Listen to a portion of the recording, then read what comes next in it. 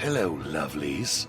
Welcome to Horror 421, the podcast, with your host, your friendly small-town horror author, Charles Campbell.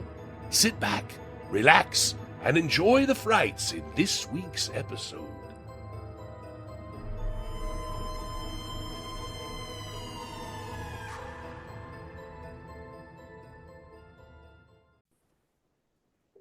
Hello, everyone. Welcome to another episode of Horror 421, the podcast. I'm your host, small town horror author Charles Campbell, and today we have a returning champion. He's a great friend of mine. Love talking to this cat. He is he has his hands in all kinds of stuff. So, welcome to the show, Henrique Couto. So happy to be back, and so happy to finally be a champion. A champion. You're a four-time champion. You've been on every season, so. Kudos, my man. Kudos. Well, thank you. No, and I'm happy to be back, man. I love what you're doing with the show, and I love seeing how it's progressed over these few years. Well, thank you, sir. You kind of helped me kick it off, so I appreciate that. Now, we haven't talked in a bit. You've been up to all kinds of cool stuff. For the listening audience who hasn't seen or heard you on my podcast, if you could give them a little brief background on yourself, and then we'll get into a little Q&A session. Sure. Well, my name's as you mentioned, Henrique Couto. I'm mostly a producer and director, although in the last 5 or 6 years I've become a pretty prolific podcaster as well. And much to my surprise, the podcasting has taken off, especially the show Weekly Spooky, which we've featured many of your stories on, and we have many more we'll be featuring in the future. It's a scary story every single Wednesday. And we haven't missed a week in almost 6 years and have no intention of stopping. But these last 2 years, the show has just exploded. We've just had so many listeners, so many more listeners than I ever would have imagined.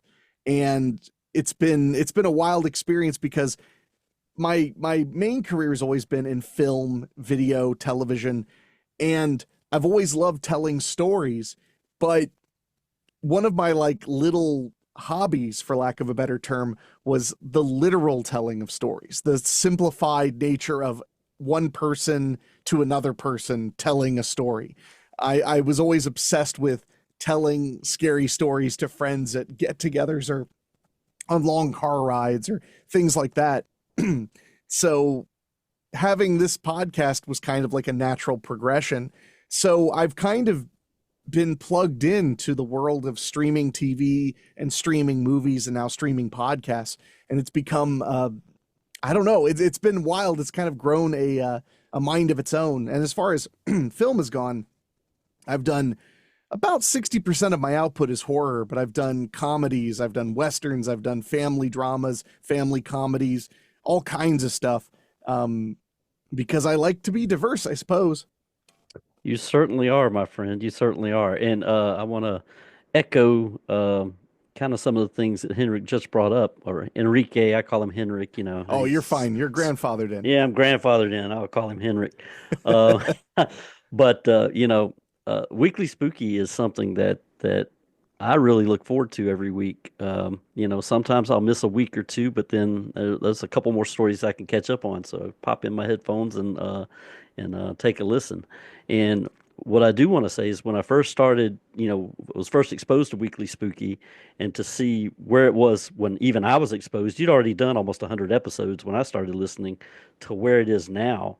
It's amazing, dude. It is amazing how much it's grown, and amazing how many talented authors you have found or have gravitated towards you. You got some outstanding cats producing great stories, and you're kind of hitting it with the baseball bat, knocking them out of the park with your narration. So kudos to you, man. Well, it's an incredible amount of fun to bring their stories to life. It's so much fun to sit down and read out loud something scary and try to make it as scary as you can, to try to give it as much life as you possibly can, is really fun and really invigorating. And as of the day we're recording this, we released episode 314 of Weekly Spooky. So, well, in October, for 2 years straight, we've done 31 shows in 31 days because the audience is just ravenous that time of year. So, yeah, I don't know if I would have thought any of this would happen And seeing the authors get to kind of stretch those muscles.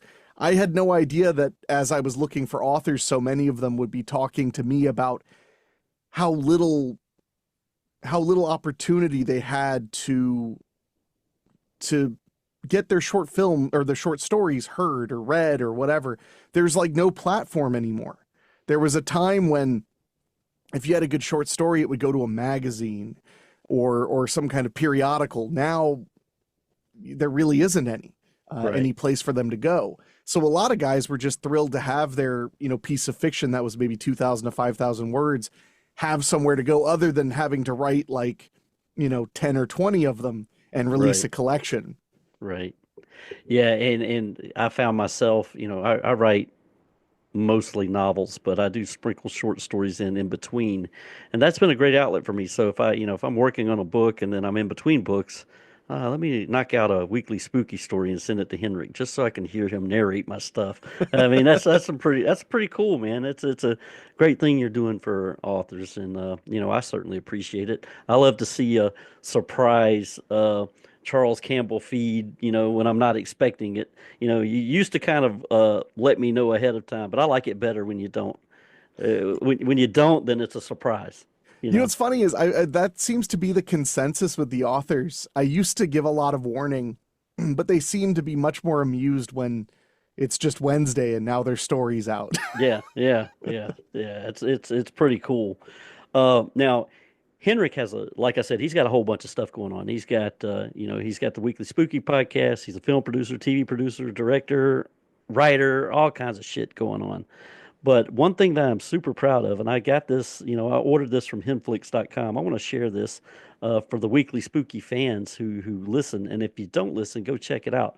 But this is cool, man. I don't even want to open it up and play the cassette. But, specifically for the people that are listening for the Weekly Spooky side, and I have a lot of those folks. Tell us how this came together, because and explain to my audience what this is. I want you to explain it, but sure. This is a cool piece of artwork, is what I want to call it, with a cool collector's item inside. So that is the episode 200 collector's shadow box, cassette tape collector shadow box.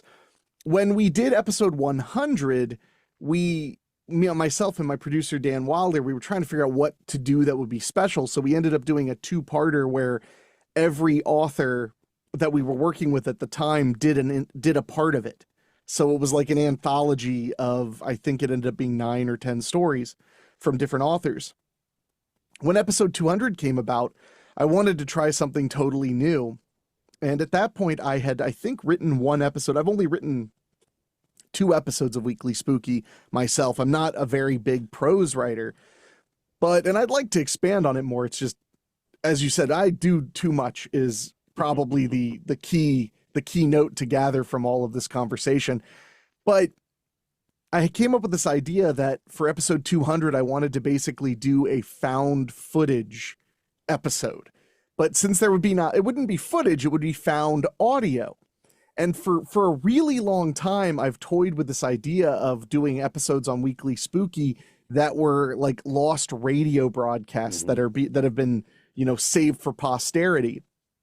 So I came up with this idea for it to take place. I think it was in 1999 or 98 or wait, what's the year? 99. 99. Okay. Yep. It was 7399. There we go. So what he's holding up is a shadow box with the artwork from that episode and a cassette tape that actually has the episode on it. And it says WGAB and then the date that it was supposed to air, which I believe would have been, July 3rd, 1999. So the day before the 4th of July. And I got together with my good buddy Wolf Dan, who has a podcast himself.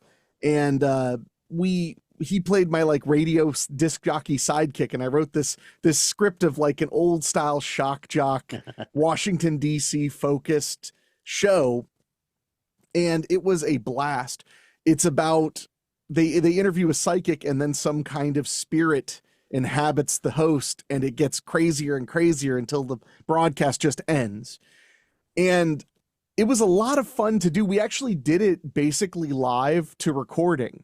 Everybody was in the same room and we were all sitting there with our scripts in front of our microphones acting out these these scenes. I would love to do it again, by the way. I would love to do something else like that. I've toyed with the idea of doing, since, spoiler, at the end of that episode of the Rick and Rock show on WGAB, Rick and Rock will not be returning. It is very clear. But I had this idea, what if we came up with, and maybe I'll do it one of these days, what if we did another episode, but it was before that, you know, like a prequel where Rick and Rock do some other show and something crazy happens and they're a part of it. It may still happen. I would love to do that. But I thought the idea of putting it on a cassette tape and having a little collector's box that had the cassette actually has a recording on it. It's, you know, it was a very, you know, old school way to do it.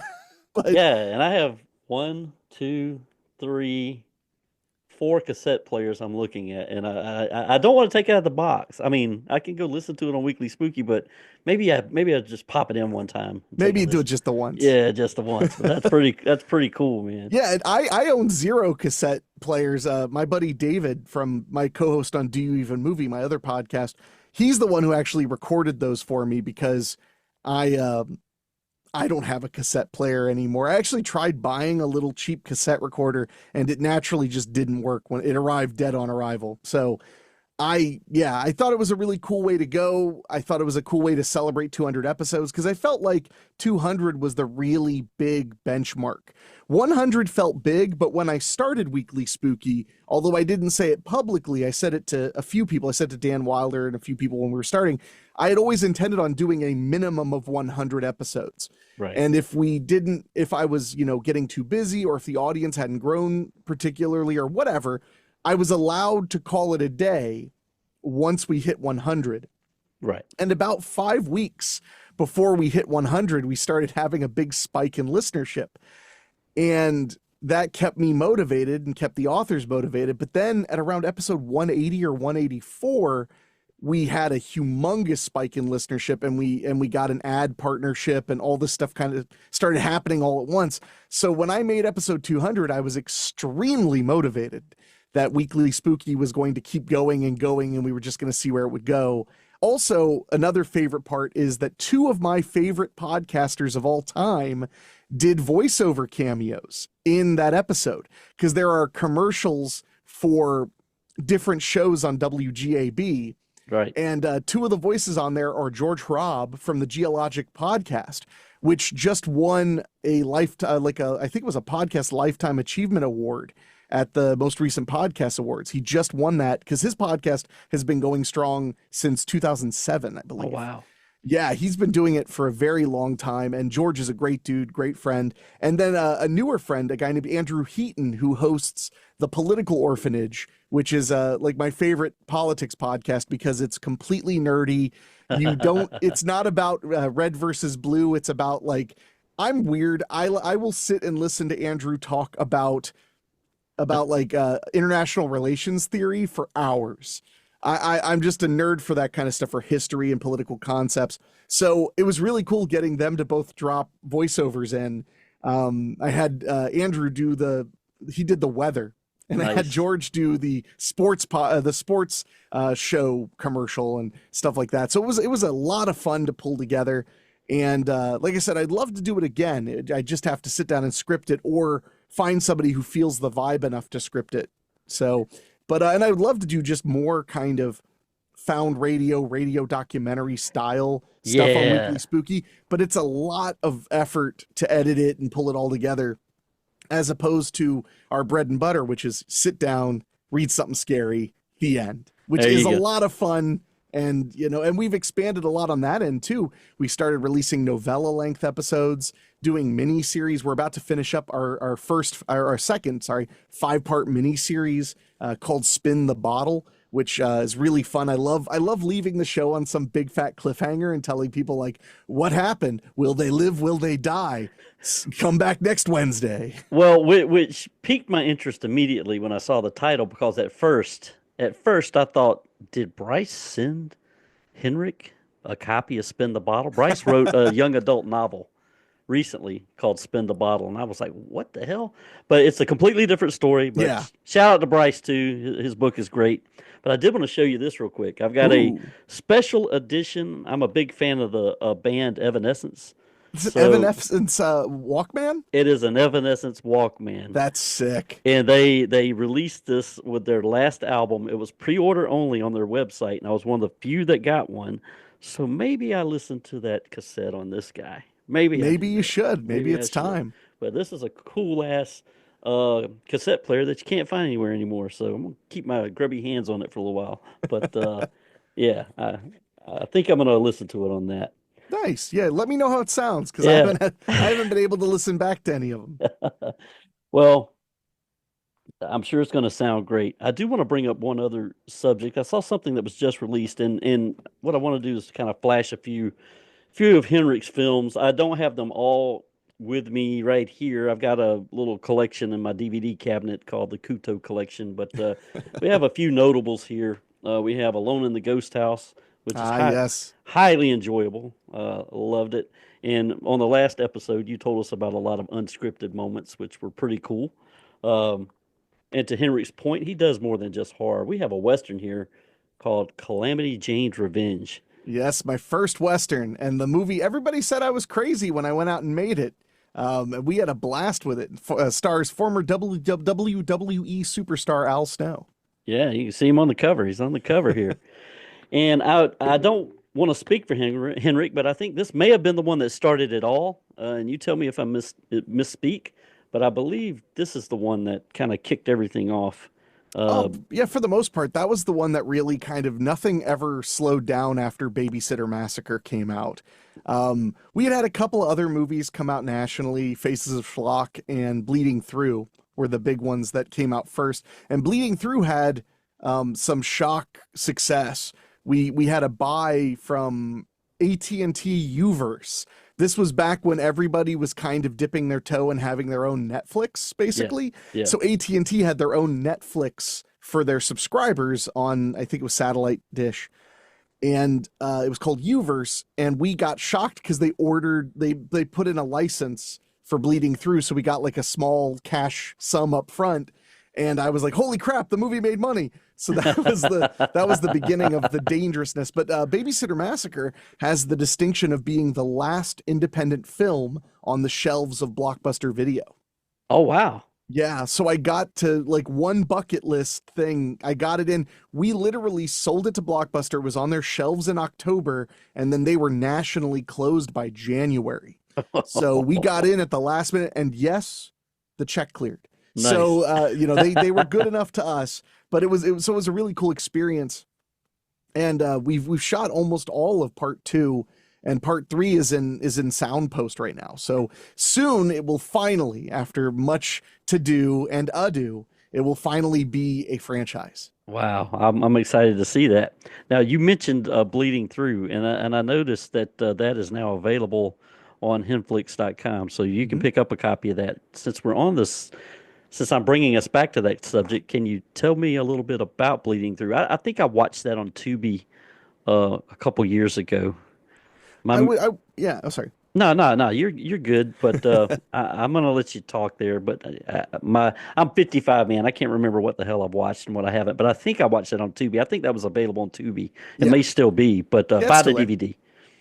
Anyway, talk to us about it. Yeah. So Bleeding Through was my third feature film, and it kind of got lost in the shuffle a little bit because I had because it was at a weird time.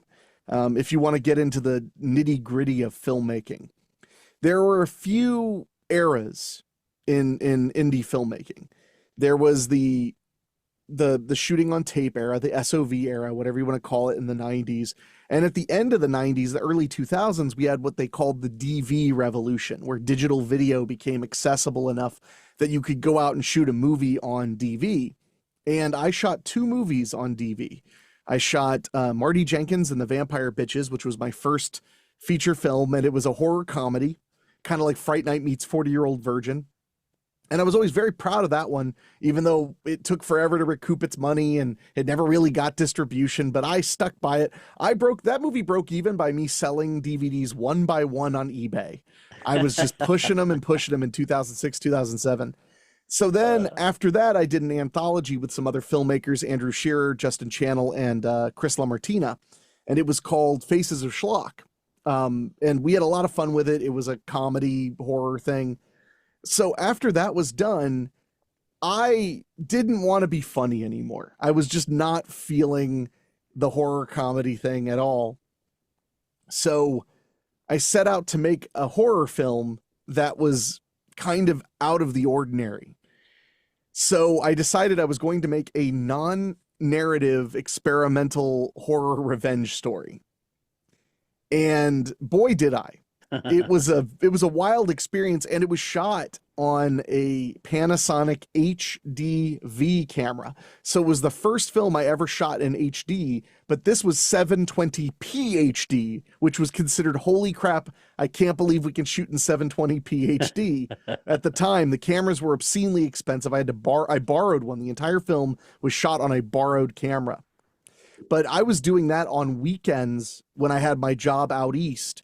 I would shoot on the weekends with friends, and I'd worked with Ruby LaRocca, who was in Faces of Schlock. She'd been in a bunch of cult movies up until that point. We were working on it like crazy. Then I left the East Coast and decided to come back out east and finish the film because it needed, I think it needed like 40 more minutes of material, about halfway done. So I did the craziest thing I think I've ever decided, which is I decided to drive out there and in the span of about 72 hours, get the rest of the film in the can. Oh, wow. It was insane. It was it was the most intense sleep deprivation I've ever been through. We got some of the most challenging scenes and some of the most interesting stuff too. The movie had a lot going for it. I just kind of looked at everything I had available to me and then figured out how to make it fit. So I had a buddy whose parents had a beach house, but they were almost never there. So we were like, well, let's go film at the beach house. So it was like, okay, well then we'll run out right as the sun is setting or the sun is rising and we'll film the climax of the movie without permits on the beach. We were just doing everything we could to kind of make the movie stand out. And it came out and like it had a nationwide DVD release. It was out there. But after that was when I made Depression the Movie and Babysitter Massacre. And then I started making movie after movie after movie. And that was at the beginning of what they called the DSLR revolution. This revolution where not only could you make movies in 1080p HD, but you could shoot them with proper photography lenses and you could get really high quality image. And that was pretty much from there on, my career just kind of went and kept going. So Bleeding Through is very special to me because there are only a couple of horror films I've made that I consider underrated.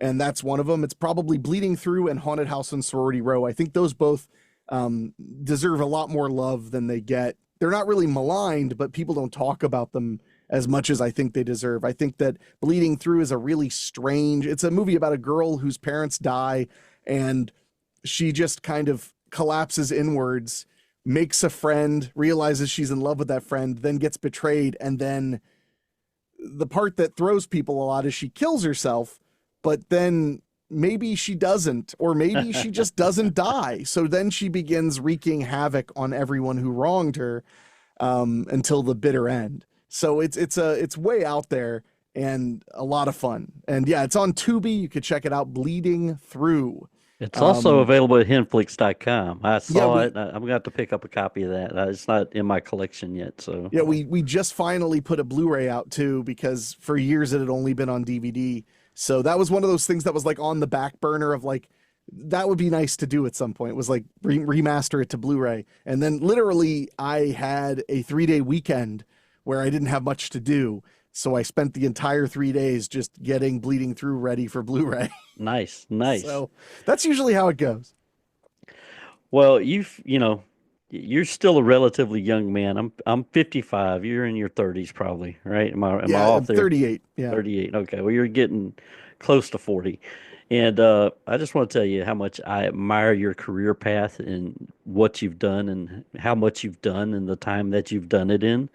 So you're a real testament to not giving up on your dream. Thank you. But what I want you to do, if you can, is we probably have people listening to my podcast, your podcast, who maybe want to be a director, maybe they want to be a screenwriter, maybe they want to, be in front of the camera. What advice can you give to people that are up and coming that kind of want to do some of the things that you're doing, and maybe some advice on to encourage them not to give up, because you certainly have not. Oh, sure. Well, I mean, the best thing you can do is create what you're into. If you want to write screenplays, even if no one is going to read them anytime soon. You need to do the work. And this is kind of a weird standpoint I have on it, but I really believe this. You need to do, like, I meet a lot of people who are like, I want to be a director. And I'm like, that's awesome. What all have you done? They're like, oh, I've done like 3 or 4 short films. And I'm like, you need to dive in hard to make sure that's actually what you want. Because you might direct a feature film or two and realize this is really hard and really and really unpleasant. And I don't know if I want this to be my career. Perhaps I want this to be my hobby when the wind blows right. Or maybe you'll be like me and you'll be like, crap, I would direct anything. Just hand it to me and go away. And when you come back, there'll be a movie, which is how I feel about directing and producing. That's kind of the thing. Like, I have friends who are screenwriters who that is their power. Their superpower is they can sit down and write a script, period. I don't have that superpower. If I'm not super into the story, it is very hard for me to knock out all those blank pages and turn them into something. And I know you know all about how that can be really challenging. So I wouldn't consider myself a screenwriter as my career. I would consider myself producer director as my career, because I can imagine doing those jobs with any project. So get out there, do as much as you can in what you're interested in. And the fact is, if you get discouraged, shake it off as fast as you can, because there's no time to waste. Trust me. I mean, I went really hard the first 10 years of my career, and I've only been at this full time for, we're getting ready to, it'll be 11 years in the middle of this year. And you just got to do it. That's the biggest thing, is if you don't do the thing, you'll never have the thing.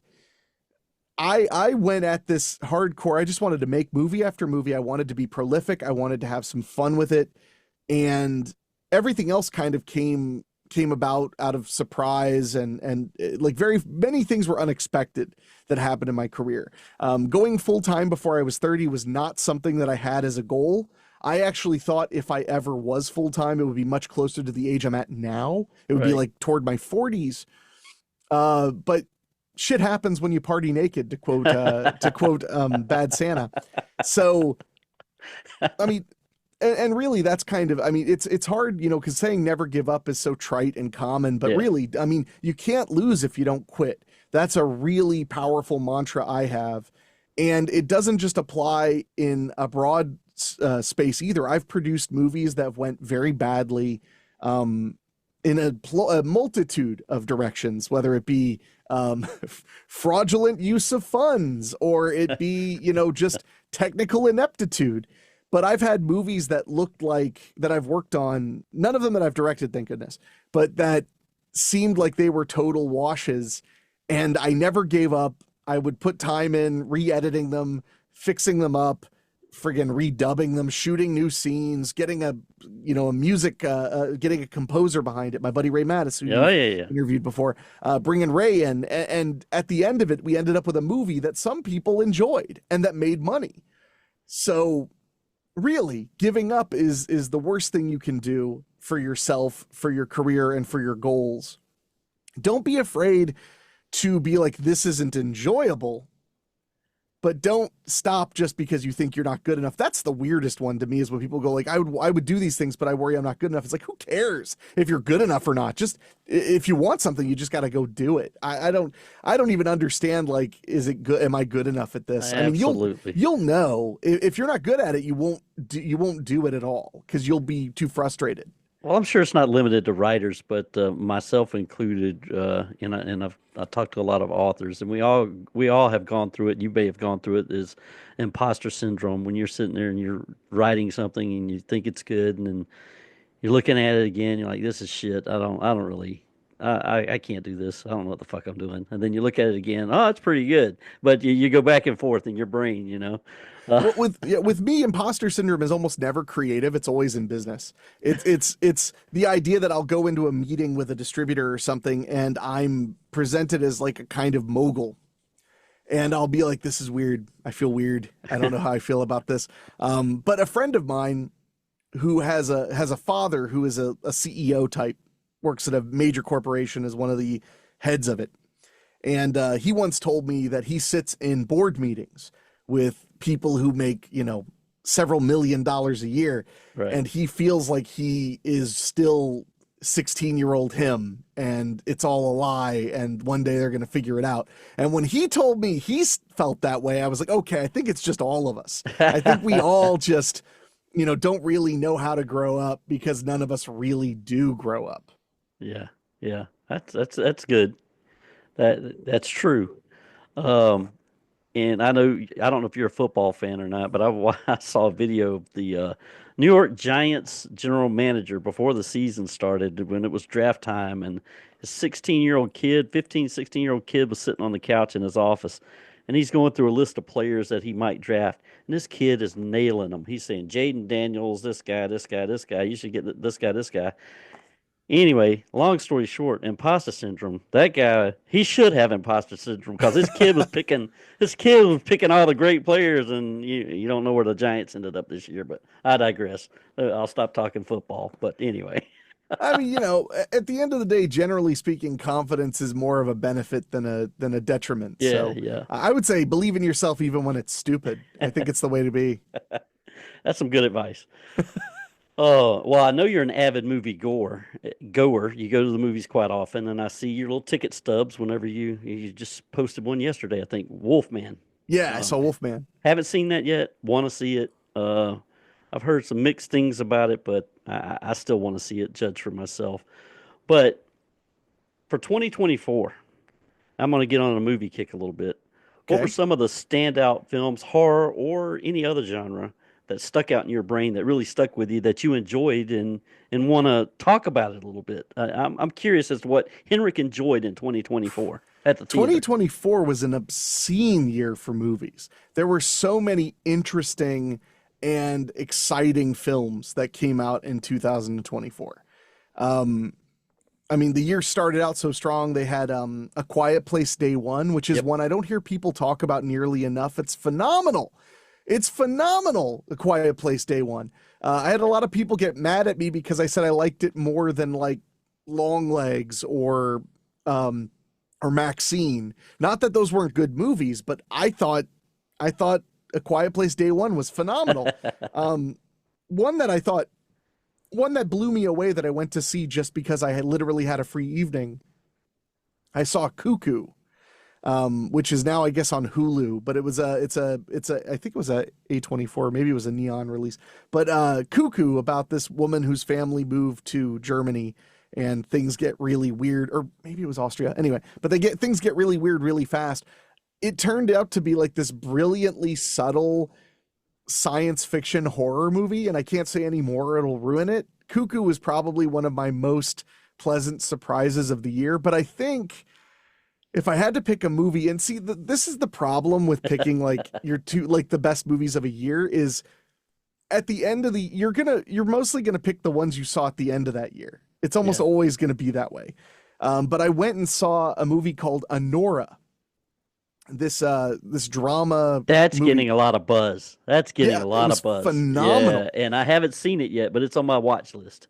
But anyway, keep going. I caught it at the theater again. I had a evening to myself that I was like, I'm going to go to the goddamn movies. So I went to the movies, and I thought it was going to be this thriller because it's about this stripper who marries like a Russian oligarch's son. And the trailers make you think it's going to be some kind of thriller where there's going to be whatever. It's not that. I mean, that's the plot, but it's played completely realistic. So there's no like bloodthirsty, cold-blooded Russian gangster who'll just kill people. No, everybody is an actual person trying to solve this problem with the least amount of additional problems possible. And it becomes riotously funny at points and heartbreakingly sad at other points. it is really clever, and I was completely blown away by how they handled every element of Anora. So I think that was one of my favorite movies of the entire year, but it really is hard because there were so many interesting movies in 2024. I mean, a year that gave you, like I said, Maxine and Longlegs and Nosferatu and those are all just the last 3 months of the year. Yeah. You know? So like, and then like Terrifier 3, and you have so many. I'll never remember. That's why the problem is I'll remember like the last 4 months mostly. Yeah, right. Because that's easier to remember. Oh gosh, we had the Don't Tell Mom the Babysitter's Dead remake. We had that movie called Sting, which was about a deadly spider in an apartment complex. Yeah, that I friggin' loved that movie. I thought that was really cool. Late Night with the Devil was awesome. That's in my top 3 probably for the year.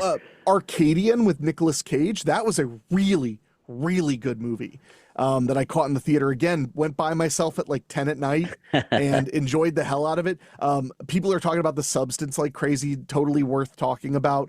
See what I mean though? Like I had to literally pull my brain out and go, well, what did I see in March and April? Right. Just to remember that there were like a slew of really interesting, especially independent movies in the major theaters. So yeah, I there was so much stuff to watch that was excellent. I wish I could confidently. I'm not one of these people that like has a letterboxd or whatever. I just don't care to catalog or categorize the movies I see. To me, it takes the fun out. I see why some people it's fun because it's like a game. But for me, it's like I share on social media what I watch most of the time, and that's really all I care about. Oh yeah, well you have a podcast. You have a podcast that Yeah. talks about. If you want to talk about that a little bit, Sure. let my audience know where we can find that, because you have a good cool co-host, David Denoyer. Yeah, I have a podcast called Do You Even Movie with my buddy Dave, and we talk about movies we love, and usually it's sprinkled in there like movies we just saw, movies we just bought on Blu-ray, movies we just revisited. We just talk about movies, and one of our catchphrases that I really love is we're not reviewers, we're enthusiasts. So it's not about saying why a movie wasn't good or why a movie was whatever. It's about celebrating the fact that we really love these movies, which I think is very important.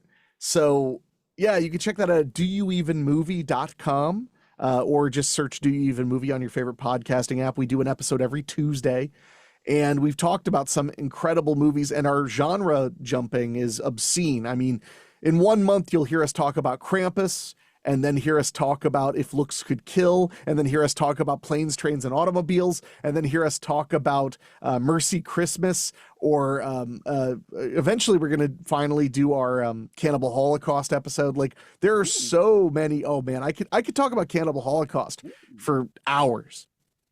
So that's the thing, is like some movies with me especially like click obscenely. Cannibal Holocaust is one of them. So I get really mad when people look at it as just a shock movie. I'm like, do you even think about the subtext of that movie? There's so much going on. But yeah, so if you like hearing two people nerd out in very deep depth about movies, you can check out Do You Even Movie.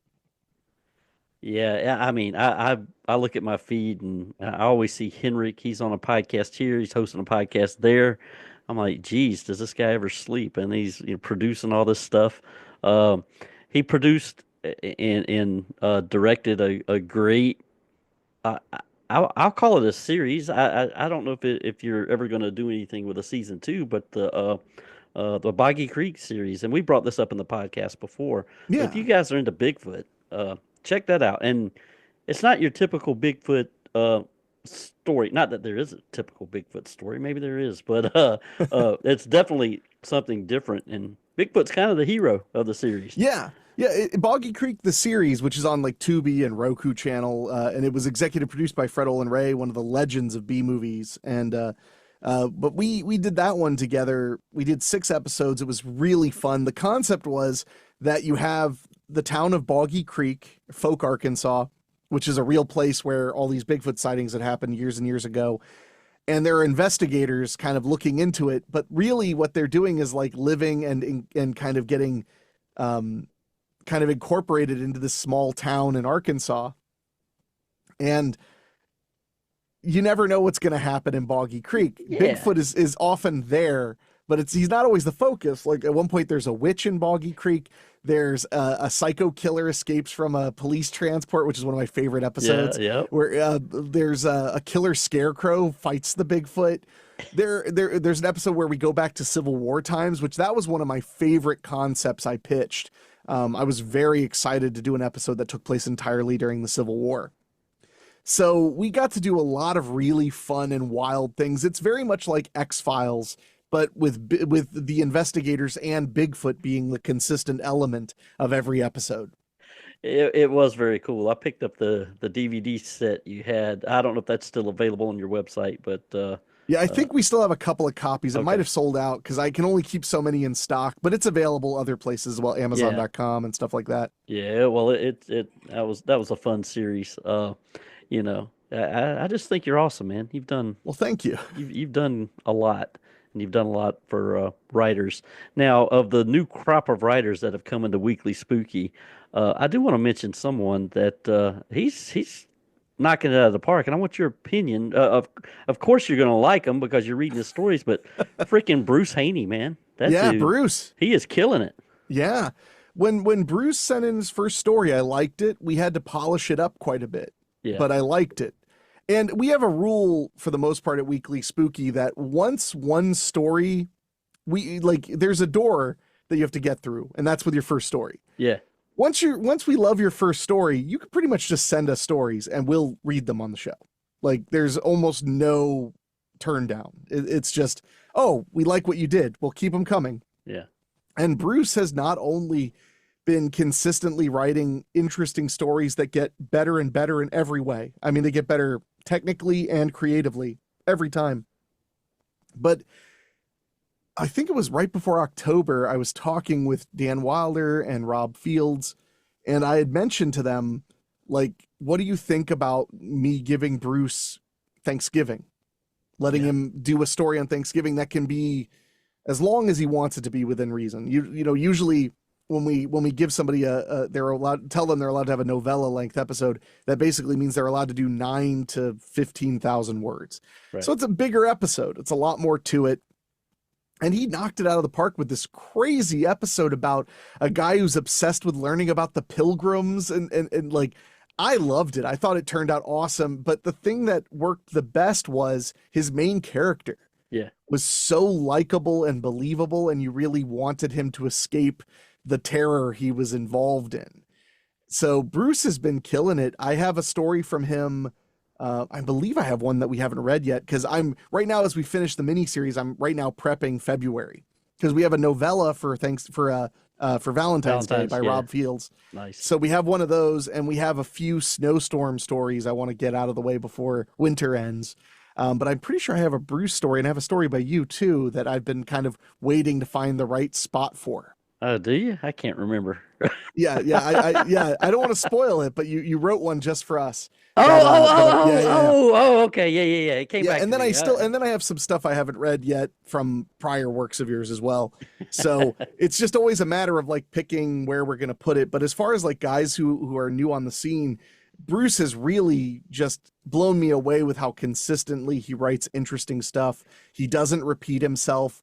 And he seems to really love the process. He loves researching the concepts and diving into them. So I hope he hands them in like crazy. I also want to mention, it looks like, I don't want to make any big promises, but it looks like 2025 is the year of the return of the David O'Hanlon, David O'Hanlon, because he has been talking to me nonstop about this concept. He's going to try to write one story every single month this year.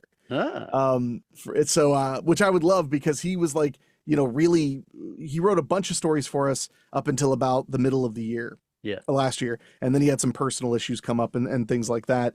But I would love to have him come back and bring his brand of insanity to Weekly Spooky more often. So I'm really looking forward to it.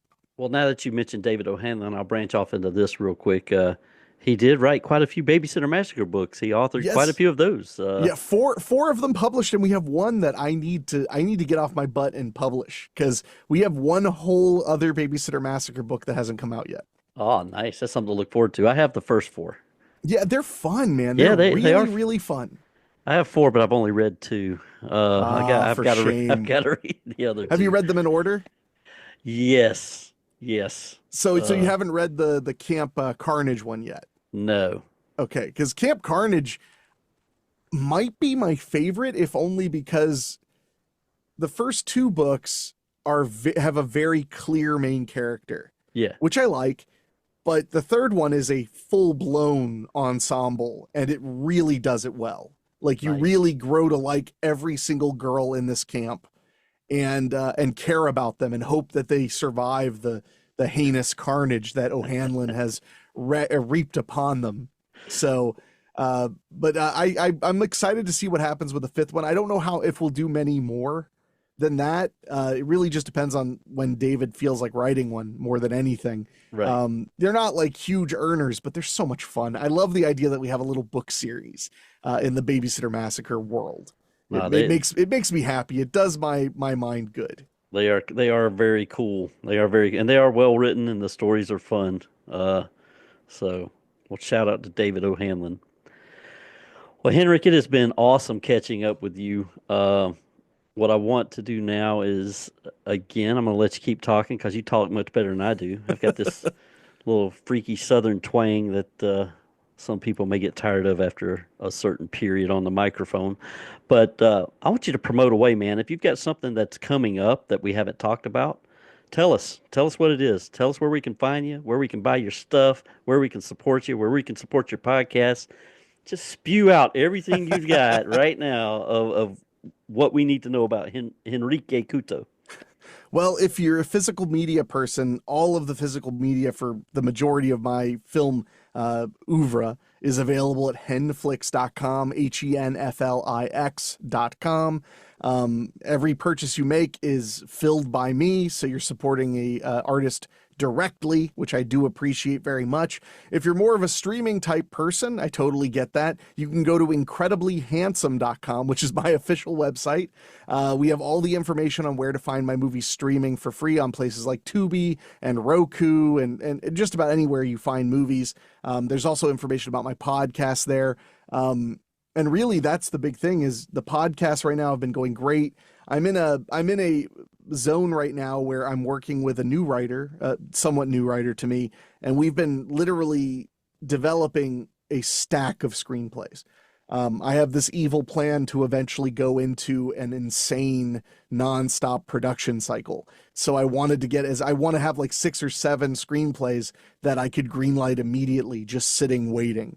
And we're almost there. I believe we just started screenplay number 5. So hopefully before you know it, it'll be obscene how much stuff is coming out and coming at you. Oh, that's awesome, man. And you could get cool shit like this at henflix.com. That's This true. is so cool. I mean, I have it proudly displayed. Uh, Again, like I said, I almost don't want to open it to listen to the cassette, but I'm going to. I've made up my mind. I'm going to do it. And I am Charles Campbell. I'm a small town horror author. Book 16 will come out sometime this year. It's going to be called Three Knocks. That's all I'm going to share about that book at the moment. But my latest book is called Signature, A Cut Above. Hell And yeah. it's about a batshit crazy hairstylist who is pretty deadly with those scissors she has in her hand. So you can go to valleyboypublications.com. All my social media links are there, and you can purchase books or T-shirts or sweatshirts or whatever shit I got on there. You can purchase it right there. And Henrik, thank you again for joining the show. It's always great catching up with you. It's my pleasure, man. Can't wait to do it again. Yeah, we will. And for the rest of you, you have a good rest of your week, day, night, whenever you're listening to this podcast. And listen and subscribe, and we'll catch you next time on Horror 421, the podcast. Peace. Darn tootin'.